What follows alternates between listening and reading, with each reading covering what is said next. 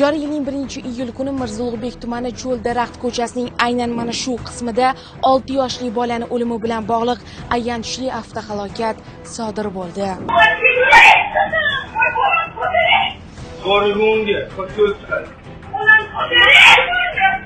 Video tasvirda ham ko'rishingiz mumkinki, trekker rusumli transport vositasi aynan mana shu tarafdan harakatlanib kelayotgan bo'lgan. Bolakay esa ushbu ko'pilni orqasidan chiqib qolgan va natijada trekker haydovchisi ham oldi, ham orqa baloni bilan marhumni bosib ketgan.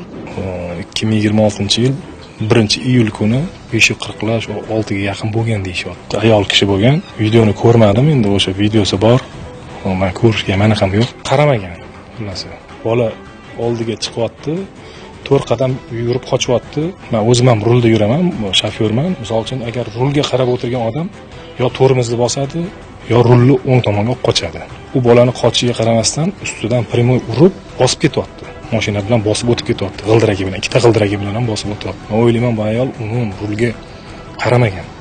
Yo'liga qaramagan xullas.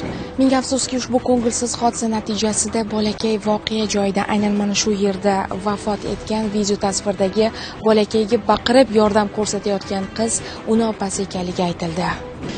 Shu o'zimcha bu bir marta urib yuborgandan keyin oldingi kolesa bilan bosib, yana orqasi bilan ham bosib ketganda. Bilmayman, menga qorong'i buni nima qilgan, nima qo'ygan, telefonga chalg'iganmi?